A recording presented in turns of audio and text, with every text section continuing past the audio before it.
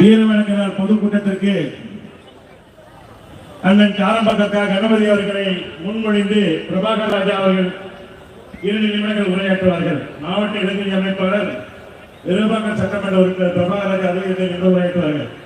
சென்னை தெற்கு மாவட்டம் மதுரை தெற்கு பகுதி திராவிட முன்னேற்ற கழகத்தின் சார்பாக வீரவணக்க நாள் பொதுக்கூட்டத்தின் தலைவர், இந்த தொகுதியுடைய சட்டப்பேரவை உறுப்பினர் அன்பிற்குரிய காரப்பா கணபதி அவர்களே, இந்த நிகழ்ச்சி இந்த அளவுக்கு எழுச்சியோடு நடைபெற காரணமாக ராஜன் அவர்களே, நம்மை எல்லாம் அன்போடு வழிநடத்திய மகத்தான மாவட்ட கழகத்தின் செயலாளர் அண்ணன் ராவ் சுப்பிரமணியன் அவர்களே, இந்த நிகழ்ச்சியில் வந்து எழுச்சியை ஆட்ட வருகிறக்கூடிய தமிழகத்துடைய இளைஞர்களின் இரத்த நாணம் இன்று இந்தியாவை திரும்பி பார்க்கக்கூடிய இளம் தலைவர் மாண்புமிகு துணை முதலமைச்சர் அண்ணன் உதயநிதி ஸ்டாலின் அவர்களே, ஒட்டுமொத்த இளைஞர்களின் தம்பிமார்களே, அனைவருக்கும் வணக்கத்தை தெரிவித்துக் கொண்டு, இன்னைக்கு இந்தியாவில் ஒரு இயக்கம் மொழிக்காக தொடர்ந்து அந்த பாதுகாப்பை செய்யக்கூடிய ஒரே இயக்கமாக திராவிட முன்னேற்ற கழகம் இருந்து கொண்டிருக்கிறது.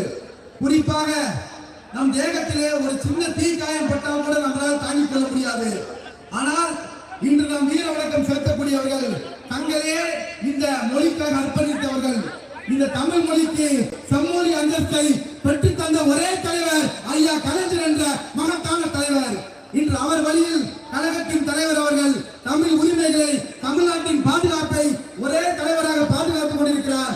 வருங்காலத்தில் 2026 சட்டமன்ற தேர்தலில் 200 தொகுதிகள் வென்று புதிய வரலாறை படைப்போம் என்று சொல்லி விடைபெறுகிறேன். நன்றி, வணக்கம். அடுத்தபடியாக வழிமொழிந்து சோழிங்கநல்லூர் சட்டமன்ற உறுப்பினர் அரவிந்த் ரமேஷ் அவர்கள் உரையாற்றுவார்.